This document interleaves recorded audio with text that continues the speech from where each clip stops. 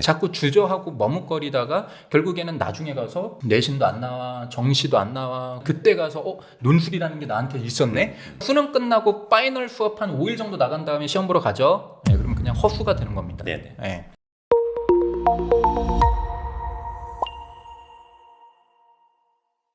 네, 안녕하세요.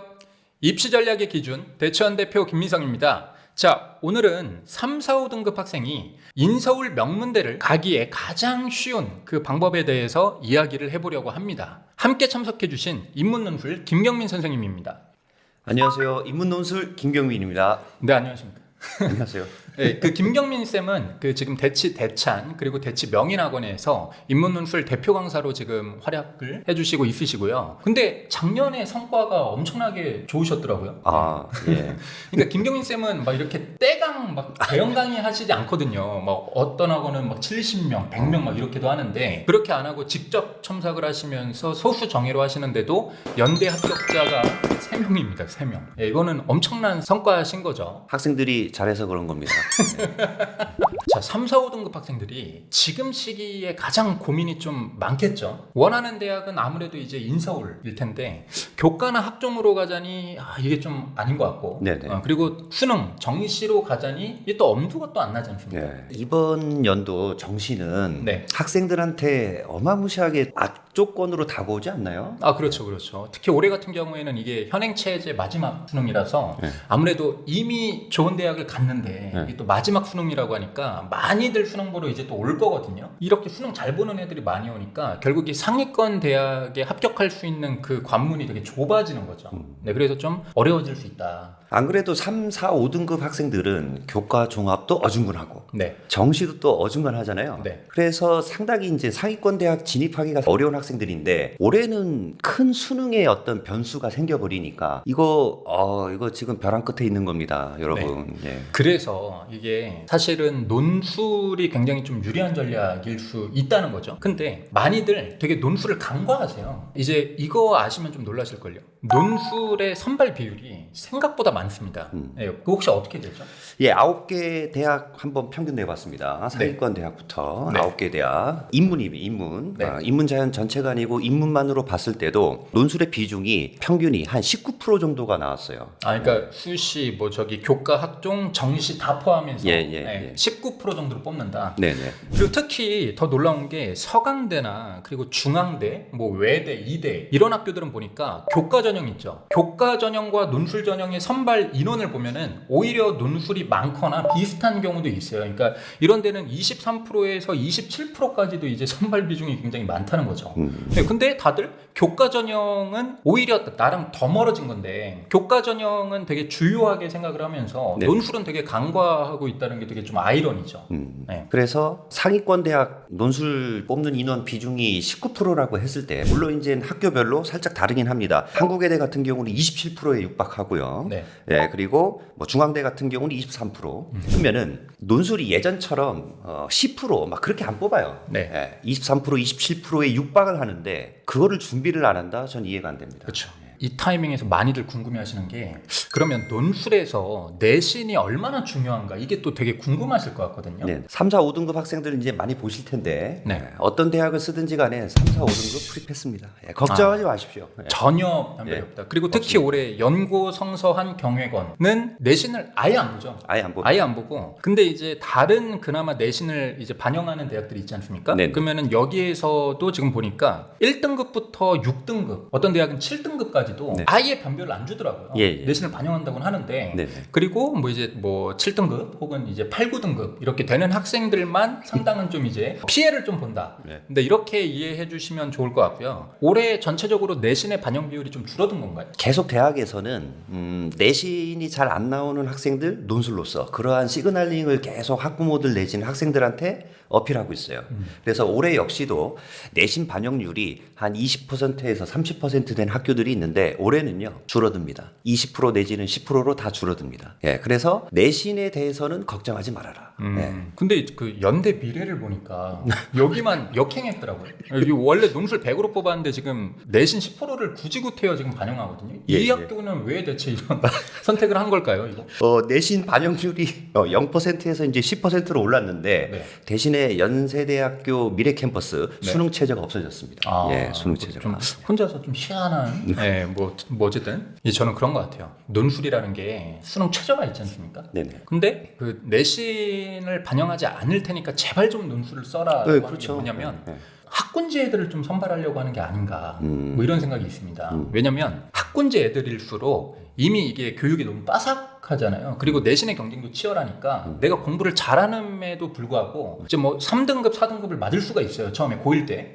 그럼 얘네들은 어차피 정시를 잘하니까 네네. 그래서 정시로 틀자마자 이제 내신이 더 떨어질 거니까 뭐 3, 4, 5등급 이렇게 나오겠죠. 네. 근데 얘네들의 특징은 뭐 예를 들어 3합 7, 뭐 2합 5 이런 수능 최저는 또 이렇게 간당간당하게라도 맞출 수 있거든요. 네. 물론 얘네가 이제 정시로 N수생이랑 붙기에는 조금 어렵지만 네. 이렇게 충분히 수능 최저 정도는 맞출 수 있다. 그래서 얘네들을 좀 뽑기 위한 그런 전략이 아닌가 싶어요. 그래서 본인이 나 그래도 공부를 아예 하지 않는 3, 4, 5등급은 아니다. 그래도 나는 이제 좀 생각을 가지고 정시 공부도 좀 했었고 이런 어떤 생각이 있다라고 하는 친구들은 바로 당신을 지금 선발하려고 하는 게 논술이니까 뭐 그렇게 좀 생각을 하시면 될 것 같고, 그리고 비학군지라고 할지라도 물론 제가 좀 이제 뭐 학군지 비학군지를 나눠서 뭐 학군지 선발하기 위한 전형이다라고 하는 게 이게 뭐 적절할지는 잘 모르겠어요. 그렇지만 비학군지 학생이라도 어떤 전형의 전략을 역이용하자는 거죠. 역이용하자 보면은 내가 지금 좀 늦었지만 한두 과목 정도라도 좀 잡아서 열심히 지금부터라도 수능 공부를 해서 수능 최저를 맞춘다면 굉장히 유리한 전략으로 좋은 대학에 합격할 수 있지 않겠느냐라고 예, 좀 개인적으로 생각을 합니다.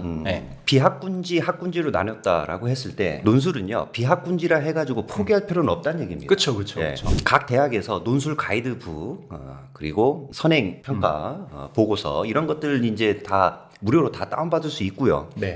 그리고 그 논술 가이드북 보시면은 기출문제, 모의문제, 채점 기준, 그리고 예시답안까지 네. 충분히 독학으로도 할 수 있는 시험이 논술이거든요. 그러니까는 대학에서도 이제 그런 문제의식을 갖고 있었는데 네. 비학군지 학생들을 위해서 이러한 자료를 배포를 한다. 그렇다면은 여러분들은 이 자료를 100% 활용을 해 주셔야죠. 네네, 맞습니다. 자, 방금은 이제 내신에 대해서 말했고, 그리고 또 아이들이 가장 궁금한 게 있을 거예요. 아니, 논술 알겠는데 그거 경쟁률 너무 높지 않냐? 그 뭐 50대 1 이상 막 이렇게 가는데 그게 뭐 솔직히 로또지 않냐? 이렇게 또 생각하는 분들이 많단 말이죠. 네네. 네. 매년마다 이 얘기 맨날 합니다. 실질 경쟁률로 보셔야 됩니다. 그래서 뭐 한 명을 뽑는데 100명이 지원을 했어. 이거는 이제 100대 1이잖아요. 그쵸. 근데 그 100명의 학생들이 다 우리들의 경쟁자가 되는 게 아니란 얘기입니다. 네. 수능 최저가 있고요. 그 수능 최저를 맞춘 학생들끼리 이제 평가를 하는 거지. 네. 역으로 얘기하면은 수능 최저를 맞추지 못하면은 그냥 탈락이에요. 그냥 그쵸. 아무리 잘 써도. 그러면은 100명 중에 수능 최저 맞추는 학생도 있고 못 맞추는 학생도 있고. 얼마나 맞추죠? 제 자료집으로 해서 평균을 내봤어요. 네. 우리나라 전체 대학 수능 최저 충족률 25%입니다. 25%? 네. 근데 이게 또 상위권 대학으로 갈수록 수능 최저가 조금 더 타이트해지잖아요. 그렇죠. 물론 이제 정시로 가는 것보다는 엄청나게 더 쉬워요. 근데 상위권 대학으로 갈수록 수능 최저 충족률이 더 좀 낮아지지 더 낮아집니다. 예. 그렇죠. 그러면은 아까 25%라고 말씀하셨는데 상위권 대학으로 가면 조금 더 낮아질 수도 있겠네요. 예, 더 낮아집니다. 그렇죠. 그러니까 이게 다들 뭐 이렇게 상위권 대학에 지원한 애들은 다 뭐 생각이 있겠지, 공부 잘하겠지라고 생각을 하는데, 아니 10명이 지원을 했는데 그 중에 2명 정도밖에 수능 최저를 못 맞춰. 그럼 그 2명끼리의 싸움이지 않습니까? 그렇죠. 네, 굉장히 쉬워지는 거죠. 그래서 실제로 이제 그 경민 쌤의 그 자료집을 한번 보면은 이 실질 경쟁률에 대한 그 자료가 다 있어요. 그래서 네. 지금 보니까 중앙대 러시아어는 실질 경쟁률이 1.6대 1 일대가 있었고, 그리고 한국 외대 중국어 교육 같은 경우에는 아니 1대 1까지 떨어졌어요. 이거는 수능 최저만 맞췄으면은 그 욕서도 붙는 거 아니에요? 아닌가요? 그건 아니죠. 아 그렇죠, 그렇죠. 욕심에 안 붙여주겠죠. 네. 근데 물론 이런 거는 특이 케이스이기는 하지만 제가 일종의 좀 꿀팁을 전달을 드리자면 중앙대 어문 계열도 한 실질 경쟁률이 한 10대 1 정도까지 그렇죠. 떨어지고요. 그리고 한국 외대 소수학과들 있지 않습니까? 아시아 언어입니다. 아, 네네. 아시아 언어. 예. 아시아 언어 같은 경우에는 한 6대 1에서 8대 1 정도까지 예, 예. 떨어지고 이화여대가 뭐 한 4대 1에서 6대 1 정도. 네. 뭐 이런 식으로 좀 형성이 되죠. 자, 그러면 아니 6대 1마저도 높은 거지 않습니까? 라고 물어보신다면 학종 경쟁률 가서 한번 보세요. 얼마나 되나? 보통 한 20대 1 정도로 상당히 좀 높습니다. 예. 심지어 그 실질 경쟁률에서도 100% 합격하는 뭐 경쟁자들이 다 있는 건 아니다 이거죠. 제 말은. 수능 최저를 맞췄는데 논술을 이제 뭐 시작한 지 얼마 안 된 학생들도 많다는 그렇죠. 얘기입니다. 아예 준비 안 한 애들도 있고 그리고 이제 수능 끝나고 하루 이틀 그 파이널 수업만 가서 들은 애들도 있잖아요. 예, 예. 얘네들은 이게 논술이라는 게 사실 정답이 있는 시험이고 그리고 훈련이 분명히 동반되어야 하는 거예요. 네. 이 말을 바꿔 얘기하면은 훈련을 안 하면 탈락하고 그렇죠. 훈련을 하면 붙는다는 거예요. 네. 네, 막 그렇게 막 어렵지 않아요. 독해 자체가 엄청나게 어렵진 않거든요. 그래서 말씀드리고 싶은 것은 실질 경쟁률이 10대 1 정도 됐다. 그러면 여기서 내가 논술을 한 2, 3월부터 시작을 했다라고 한다면 절반 이상을 날리셔도 돼요. 예. 한 70% 정도는 날리셔도 돼요. 그러면은 최종적으로 3대 1인 거죠. 네, 10대 1만 돼도. 그래서 실질 경쟁률을 여러분들이 굉장히 많이 신경을 쓰셔야 되고 이렇게 좀 전략적으로 다가간다면 논술이 절대 로또 전형이 아니고 학종이나 교과보다 훨씬 더 유리한 어떤 그런 전형이 될 수 있다는 거죠. 네네. 네. 저 이 부분에 있어서 제가 좀 한 말씀 드릴게요. 네. 제가 대학원에 다녔을 때 저 역시도 이제 대학원 필수 교양 과목이 논문 쓰기 작성법이에요. 네. 근데 그 교수님들이 논술을 출제하시는 교수님이었다 이거죠. 네. 예, 그래서 살짝 이제 들었던 게 수능 최저를 맞춘다 해가지고 100% 붙는 게 아니고 네. 수능 최저를 맞췄지만 논술을 학습 안 하는 학생들은 네. 논제 일탈을 할 수밖에 없다는 얘기. 할 수밖에 없다. 예, 할 수밖에 없어요. 아무리 글을 잘 써도 네. 예, 논제 일탈을 할 수밖에 없어요. 이거 시험이에요. 그러니까 수능 최저를 맞췄다라고 해서 100대 1에서 10대 1로 줄어들었어. 근데 그 10명 자체가 나의 진정한 어떤 경쟁자가 될 수는 없다는 얘기입니다. 2월달, 3월달부터 한 학생들은요. 그 10명 중에서도 실제로 이제 진검승부하는 경쟁자들은 3, 4명밖에 되지 않겠는가. 맞아요. 예. 그래서 착시 효과가 2개 있는데 하나는 명목 경쟁률. 100대 1이네. 착수 효과. 그다음에 실질 경쟁률 10대 1. 이거 자체도 제가 보기에는 착시 효과란 얘기입니다. 더 줄어든다는 얘기예요. 진검승부로 봤을 때는. 예. 그럼 100대 1이어도 실질적으로는 3대 1까지도 줄어든다라고 볼 수가 있는 거네. 예, 저는 그렇게 나만 잘 준비했습니다. 예. 맞습니다. 그럼 착시 효과가 좋은 거네. 그럼 3, 4, 5등급 친구들은 솔직히 이제 대학 목표가 있으면 논술밖에 사실은 선택할 게 없기는 해요.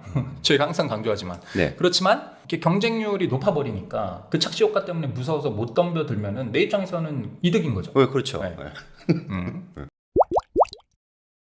자, 올해 그러면 작년과 비교해서 수능 최저가 조금 변화한 데가 좀 있을까요? 예, 많습니다. 이거는 좀 잘 보셔야 돼요. 네. 예, 그래서 크게 보면은 수능 최저가 완화된 대학교, 그리고 수능 최저가 강화된 대학교, 그리고 신설 대학교도 있어요. 네. 인문 논술 같은 경우 홍대, 세종이 새로 들어왔습니다. 그래서 최저가 완화된 학교들은요. 숭실대학교 2합 5에서 2합 6으로 완화가 됐고요. 네. 연세대 미래 수능 최저 없어졌습니다. 네. 예. 그리고 홍익대가요. 3합 8에서 2합 5로 완화가 됐습니다. 예. 그리고 한국외대 서울에서 LD, LT 있잖아요. 예전에는 2합 3이었는데 그렇죠. 똑같이 2합 4로 네. 완화가 됐습니다. 그리고 특이한 사항이 하나 있죠. 네. 중앙대입니다. 예, 중앙대 창의연 논술이 생겼어요. 네. 그 그래서 현역만 지원 가능한 거죠? 예, 네. 예. 고3 학생들만 지원할 수 있는데 수능 전에 보는 거고요. 수능 최저가 없어요. 중앙대 들어갈 수 있는 절호의 찬스입니다. 이런 적이 있었나요? 없습니다. 처음입니다. 고3만 지원 가능한 논술 전형이라고 하는 게 제 기억엔 없습니다. 없었던 것 같은데. 네. 그러면 올해 고3 아이들 입장에서는 굉장히 좀 유리한 거지 않습니까? 그렇죠. 예. 네. 이거를 좀 잘 고민을 해보셔야 할 것 같고요. 자, 그리고 최저가 강화된 대학교는요. 동덕여대가 있는데 2합 7에서 2합 6으로 강화가 됐고요. 한국외대 글로벌이 하나 3에서 2합 6으로 강화가 됐습니다. 네. 자, 그리고 성대 있습니다. 성대. 네. 예, 성대 똑같이 이제 3합 6인데요. 예전에는 이제 영탐탐 그렇게 해서도 이제 3합 6 맞추면 된다. 아, 이렇게 그렇죠. 했었는데. 탐구를 별도로 이렇게 두 개를 넣을 수 있었죠. 예. 근데 올해부터는 탐구 평균으로 바뀌어요. 아. 근데 이제 과학 탐구를 응시를 했다라고 하면은 그 평균 낸 거하고 과학 탐구 한 과목의 등급 비교해 비교해서 잘 나온 걸로 반영한다고 아, 했습니다. 그냥 과탐 봐서 과탐 잘 보면 그걸로 넣어주겠다. 네네. 이과 애들을 그냥 뽑겠다는 거네요. 그렇죠. 그러니까 이과 애들 보고 야 인문 논술로 와, 뭐 약간 이런 거네요. 실질적으로 작년에 이과 학생들이 문과 지원할 수 있고요. 네. 그러니까는 시험 자체가 경영학과인데 이과 논술로 볼 수도 있고, 네네네. 인문 논술로 볼 수가 있고, 그 다음에 성대 뭐 이과, 전자전기 뭐 이런 소프트웨어, 건축 네. 이거를 언어형 인문 논술로도 볼 수 있고 수리 논술로 볼 수 있고. 네. 네. 작년에 그렇게 바뀌었거든요. 성대가. 네. 그래서 올해 제자들 중에서도 인문 논술을 봤어요. 그러니까 언어형으로 봤는데 성대 이제 전자전기 공학에 합격한 학생이 있습니다. 원래 문과였나요, 이과였나요? 고3 때까지는 이과였고요. 그럼 재수할 때. 원래 이과였구나. 그래서 네네. 그 완전 개이득이네요. 인문 논술 봐가지고 전자전기를 갔다. 이거 관련돼서 제가 좀 할 말이 많긴 하거든요. 네, 근데 이거 말하면 한 20분 걸릴 것 같아가지고 저희 다음 영상으로 한번 촬영을 해볼까요? 알겠습니다. 네, 성대와 중앙대에서 어떤 기회가 지금 발생할 수 있고 올해 입시 전략적으로 대단히 유리한 이유가 있는데 네네. 요거에 대해서 저희가 다음 영상에서 한번 해보죠 뭐. 네네. 네. 근데 보통 애들이 이제 수능 체제를 맞출 때 가장 전략 과목으로 생각하는 게 또 영어지 않습니까? 예. 근데 영어가 이제 절대평가니까 뭐 실제로 다른 과목들은 어쨌든 상대평가라서 4%까지 1등급, 누적으로 11%까지 2등급 이렇게 되는데 영어는 그래도 물론 난이도의 차이는 있겠지만은 평균적으로 1등급이 7% 정도 나오고요. 그리고 2등급이 한 25% 정도 나와요. 물론 올해 같은 경우에는 너무 좀 어려웠죠. 작년 영어가 불영어였는데 그쵸. 올해는 어떻게 나올까요? 그거는 이번에 그 평가원장님인가? 그 청문회에서 말씀하신 것 같던데 신도 예측 못한다고. 근데 그래도 이제 출제자 입장에서 좀 어렵게 낼 것이냐, 좀 쉽게 낼 것이냐 그 경향을 좀 얘기를 해보자면은 두 가지의 루트가 있을 것 같아요. 첫 번째, N수생 이번에 너무 많아진다. 상위권 애들 너무 많아진다. 이거 변별 안 됐다. 영어에서라도 변별해야 된다. 욕 먹든 말든 그냥 영어 조금이라도 어렵게 내자. 근데 항상 웃긴 게 이제 평가원에서 조금 어렵게 내려고 한 때마다 확 어려워지거든요. 예. 근데 이게 이제 1안 그리고 2안은 뭐냐, N수생 애들 너무 많아진다. 그러면은 현역 애들이 수능 체제를 못 맞출 것이다. 이러면은 대형 사고 난다. 재수가 또 엄청나게 양상이 많이 되고 굉장히 혼란되고 특히나 욕을 또 뒤지게 먹겠다. 해서 약간 쉽게 내자. 그럼 또 약간 쉽게 내려고 하다 보면 또 확 쥐어지거든요. 근데 작년에 영어 1등급이 3%였죠. 예, 3%잖아요. 네. 근데 올해도 그렇게 해버리면은 평가원 자체가 폭파당하는 거 아닙니까? 뭐 항상 그렇게 논리적이고 합리적으로 예측을 항상 해봤지만 안 맞더라고요. 그러니까 그럴 수밖에 없는 게 이게 출제위원도 난이도 예측이 잘 안 돼요. 이게 내가 출제는 했는데 이거를 뭐 1등급부터 7등급 아이들한테 무슨 한 2,000명한테 풀려보면은 딱 알 수가 있지만 네네. 본인이 출제하고 거기 이제 갇혀서 출제하잖아요. 네. 그러니까 정확하게 이 어떤 시험을 1번부터 쭉 풀었을 때 난이도가 어떻게 느껴질지를 출제자도 예측하기가 힘든 거예요 지금. 네, 실제로 요번에 영어 그 시험 끝나자마자 이제 평가원에서 발표한 거 평이하게 냈다. 이건 너무 까보니까 엄청 어려웠잖아요. 네. 그러니까 실제로 그렇거든요. 출제자도 모르기 때문에 이건 신의 영역이 맞기는 맞다. 자, 그럼 공부는 어떻게 해야 될까요? 잘해야겠죠. 그렇죠. 쉽게 나왔는데 나만 수능 최저 못 맞춘다? 이거 진짜 대형 사고예요. 네네. 네, 근데 반대로 준비된 자에게 기회가 온다고 내가 어렵게 열심히 공부했는데 그때 하필 불량하다. 근데 그때 나만 맞췄다. 이거 엄청나게 유리해집니다. 입시에서. 작년에 어렵게 나왔다고 올해 쉽게 나올 거라는 안이한 생각을 하지 말란 얘기입니다. 맞아요. 그 수능 난이도는 절대 핑퐁핑퐁이 없습니다. 예, 계속 어려울 수도 있고 계속 쉬울 수도 있습니다. 보통 그 인문 논술 지원하는 학생들이 수능 최저를 맞출 때 전략 과목으로 생각하는 과목이 영어하고 사탐이거든요. 그쵸. 그러면은 이 사탐에 대해서도 소장님께 좀 질문할 내용이 있습니다. 네. 이과의 어떤 사탐론, 그 현상에 대해서 어떻게 보셔야 되고 우리 학생들이 어떻게 대비를 해야 되나요? 사탐론 때문에 어려워질 거예요. 수능 최저 맞추기가. 그러니까 왜 그러냐면 일단은 이과에서 사탐으로 넘어온 애들의 등급 상승의 비중이 생각보다 통계적으로 굉장히 높습니다. 과탐을 고수했던 애들보다 사탐을 이제 옮긴 애들의 그 등급 상승률이 제가 지금 정확히 기억은 안 나는데 굉장히 높았어요. 그리고 이런 게 또 있습니다. 사탐 같은 경우는 누가 문제 많이 푸냐예요. 그러니까는 이제 개념, 기출, 뭐 심화 유형, 엔제 뭐 이런 어떤 풀커리 있지 않습니까? 풀커리를 다 타고 나서 내가 어느 정도 완성이 됐을 때 누가 많은 컨텐츠들을 반복해서 푸느냐. 이게 사탐에서는 절대적으로 중요할 수밖에 없어요. 왜냐면 그 말장난을 너무 많이 치기 때문에 많이 내가 그거를 겪어보고 낚여봐야지만 그 변별 포인트에 대해서 어느 정도 대비가 가능한 거죠. 그렇죠. 자, 근데 문제가 뭐냐? 작년 수능. 그러니까 요번 수능에서 사탐런이 너무 많았다는 얘기예요. 그리고 얘네들 중에서 N수를 많이 할 거예요. 그럼 걔네들은 사탐을 어쨌든 한 큐를 끝낸 거예요, 지금. 수능을 위해서. 근데 얘네가 지금 재수종합학원이든 독학재수학원이든 가면은 하루에 몇 시간 공부합니까? 12시간 공부해요. 근데 12시간 중에 1시간 반만 빼서 이 사탐의 문제를 풀어도 최소 60문제를 풀 수가 있습니다. 네. 그렇게 300일만 해도 몇 문제입니까? 18,000문제예요. 그러니까 이미 실력이 완성됐는데 18,000문제 정도를 더 풀고 오는 N수생들이 굉장히 많을 거기 때문에 이게 현역 친구들 절대 안일하게 생각해가지고 사탐 뭐 쉽지 뭐 나는 그냥 풀커리만 타면 되지 이렇게 생각하시는 분들은 대단히 어려운 상황에 직면할 수가 있다. 예. 네. 그러면은 올해 역시도 우리 인문 논술 학생들, 논술러들 수능 최저 맞추기가 상당히 좀 어려울 것 같네요. 어렵죠. 네. 근데 이게 또 위기는 곧 기회지 않습니까? 그래서 수능 최저 맞추기가 어려우면 어려울수록 나만 맞추면 있잖아요. 그러면은 이 실제로 논술 합격자의 그 점수가 공개되지 않습니까? 네네. 그게 또 훅 낮아진단 말이에요. 그래서 오히려 물수능일 때, 그러니까 수능 최저 충족률이 높을 때는 내가 논술을 열심히 준비했음에도 불구하고 떨어질 수가 있는데 오히려 수능 최저 충족률이 낮았을 때는 어떻습니까? 내가 논술을 뭐 아주 극상으로 잘 쓰지 않아도 그냥 네. 중간만 좀 넘게 써도 그렇죠. 합격할 가능성이 이게 거의 그냥 확실해지는 거거든요. 네네. 저는 이게 차라리 맞다고 봐요. 열심히 공부한 애들이 또 합격해야 되지 않겠습니까? 네. 선생님 근데 이렇게 보시기에 인문 논술이 어쨌든 그래도 글을 쓰는 거지 않습니까? 예. 독해를 해야 되고. 네. 그러면 수능 국어를 그냥 기준으로 딱 잡아서 네. 몇 등급 정도 나오면 인문 논술을 좀 쉽게 접할 수가 있을까요? 확실히 수능 국어 잘하는 학생들이 논술 잘 쓰긴 해요. 네. 예. 근데 역으로 수능 국어가 안 나온다라고 해서 논술 뭐 합격을 못 하냐? 그것도 아니거든요. 예. 그래서 합격생들 중에 보면은 수능 국어 뭐 5, 6등급 나와도 심지어는 수능 최저가 없는 대학교 논술로 붙은 학생들도 있어요.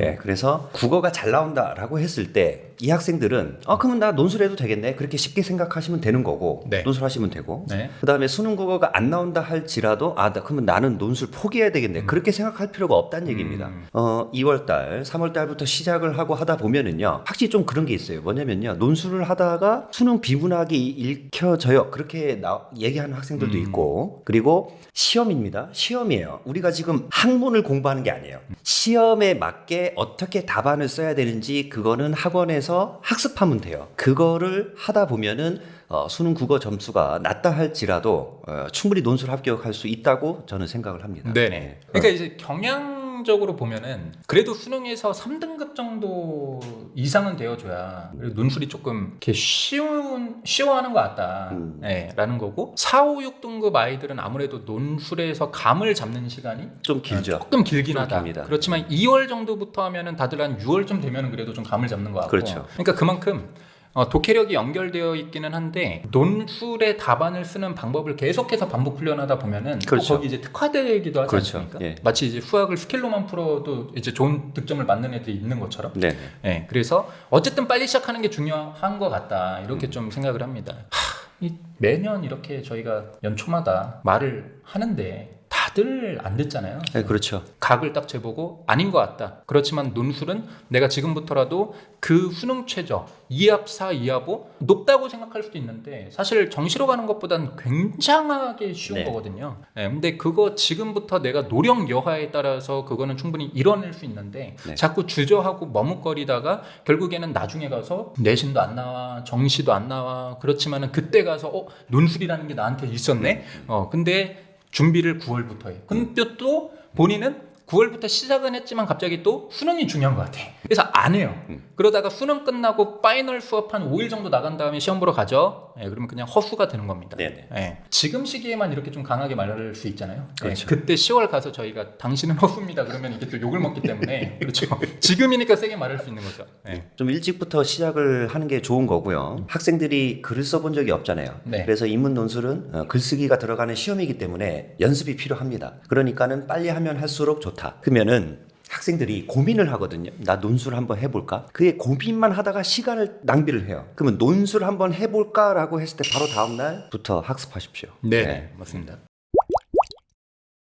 선생님 근데 만약에 내가 수능에서 내가 유독 이 과목을 잘한다. 그러면 인문 논술에 더 유리하고 이런 과목이 있을까요? 뭐 수능 국어 잘하면 좋죠. 아, 네, 네, 그렇죠. 당연한 거고. 그렇죠. 수능 국어는 당연하죠. 네. 그 다음에 쌤 저는 수학만 잘해요 해도 인문 논술에선 유리합니다. 인문 수리 논술이 출제되기 때문이죠. 맞아요. 인문 수리, 그러니까 수학 문제가 출제되는 인문 논술이 있는데 문과 애들이 수학을 못 하잖아요. 네, 네. 그리고 수학을 잘했으면 내신이 좋았을 거고 걔는 학종으로 갔을 거란 말이에요. 그러니까는 논술을 보는 아이들은 대다수가 수학을 못 한다. 네, 그래서 나는 그 수학 문제를 푸느냐 못 푸느냐로 또 나의 그 경쟁력이 굉장히 올라갈 수 있다. 네. 네. 영어만 잘해도 논술에 유리합니다. 수능 체제를 맞출 수 있으니까. 그렇죠. 네. 네. 그리고 어쨌든 독해력도 좋다는 거 아니에요? 그렇죠. 그리고 사탐만 잘해도 유리합니다. 논술의 제시문의 내용, 논점의 내용 자체가 사탐이기 때문에. 그렇죠. 물론 이제 논술이 그 독해력과 논증력을 검증하는 거지만 그래도 아무래도 배경 지식이 없는 것보단 더 있는 게 나을 수 있겠죠. 네. 그럼 결론적으로 국수영탐, 그러니까 한 과목이라도 잘하면 그게 어쨌든 유리하고 한 과목을 잘한다면 논술에서 뭔가 전략적으로 뭔가 생각할 게 있다는 거네요. 그래도. 예. 네. 아니 그게 사실이에요. 네. 네. 제 제자들 합격 수기집 보면은 그 수능 등급, 6월, 9월 모의고사 등급도 다 공개를 하거든요. 네. 그거 직접 보시면 돼요. 네. 한 과목 잘하는 애들이 많아요. 예. 그런 애들도 있다는 얘기입니다. 네. 네. 그래서 거의 대다수가 좀 어중간한 등급인 학생들이 좀 많긴 하죠. 네. 근데 그 학생들 아까 인트로 시간 때 얘기했던 것처럼 정시 가기도 애매해. 교과 종합 가기도 애매해. 그러면은 그 애매한 대학을 가는 것보다는 논술로서 그것보다 더 높은 대학을 에스컬레이터 하면 되는 거 아닙니까? 네. 예. 그 혹시 이제 합격 사례 중에 수능 점수가 낮았는데 네네. 되게 좋은 학교에 대박 나서 간 학생들이 있었나요, 실제로? 요거는 이제 개인 정보가 될 수 있으니까 네. 살짝 대략적으로 네. 수능 전체 과목 평균이 한 4등급 정도, 3, 네. 4등급인데 연대 붙었어요. 네. 논술로. 자, 그리고 수능 등급이 국어는 1 나왔어. 네. 근데 수학 5 나왔고요. 네. 사탐도 뭐 그런 식으로 5등급 나오고. 네. 예, 그 학생도 수능 최저를 겨우 맞춰서 1점 차이로 맞췄거든요. 네. 한양대에 갔습니다. 그러면 그런 친구들은 딱 수업하실 때 아세요? 얘는 어쨌든 공부는 못하지만 네. 네, 뭐 좋은 대학을 갈 수 있겠는데 라는 게 글 보면 대충 아시나요? 그렇죠. 글 보면 나옵니다. 근데 절대로 저는 학생들한테 얘기는 안 합니다. 너 잘 쓴다 한마디 하잖아요. 네, 그럼 학생들이 지가 논신인 줄 알아. 논술 왕인 줄 알아. 왜 막 네. 대충 공부하고 그러거든요. 네. 그렇다고 너 왜 이렇게 못 쓰냐? 그렇게 해버리면은 또 포기해버려요. 그래서 그거는 제가 알아서 네. 적당히 학생들 관리하고 있습니다. 자, 결국에 논술 뭐 빨리 시작하면 좋다 이런 말씀을 저희가 지금 계속해서 전달을 하고 있는데 그럼 지금 당장 만약에 뭔가를 하려면 네네. 뭘 해야 돼요? 학원을 알아보신다던가 아니면은 뭐 독학을 하신다던가 크게 이제 두 가지로 생각해 볼 수 있는데 네. 일단은 학원 먼저 설명해 주세요. 또 학원이 있으시니까. 네. 학원을 잘 고르는 혹시 꿀팁이 좀 있을까요? 그 학원 수업을 들어보지 않고 선택을 해야 되니까 네. 강사들의 합격 수기집을 좀 보시는 게 좋을 것 같습니다. 그러면은 그 합격 수기집에 이 선생님의 수업이 어떤 식으로 진행이 되고 뭐가 좋았다 이런 네. 내용들이 나오잖아요. 그걸로 확인해 한번 해 보시고요. 그 다음에 강사가 직접 첨삭을 하는지 여부 이게 좀 많이 중요한 것 중요하죠. 같습니다. 강사 네. 직접 첨삭해야죠. 당연히. 근데 요즘 대형 강의하고 막 그 조교한테 첨삭 맡기고 막 이런 데들이 네. 많죠. 그래서 지금은 이제 뭐 초창기고 하니까 아마 대부분의 선생님이 하실 텐데 나중에 이제 시즌이 돼가면서 학생들이 많아질수록 그 첨삭의 어떤 형태 자체가 달라지는 어떤 선생님들이 계세요. 네. 예, 강사가 직접 첨삭하는 그러한 수업이 좋은 것 같고 그리고 첨삭을 할 때 논술은 답이 있는 시험이라고 했잖아요. 네. 그러니까는 그 답을 썼느냐 안 썼느냐 안 썼으면은 왜 그 답을 못 썼느냐 네. 예, 그러한 내용에 대해서 첨삭을 하는 그게 필요한데 그런 것들은 지적을 안 해주고 뭐 불필요한 표현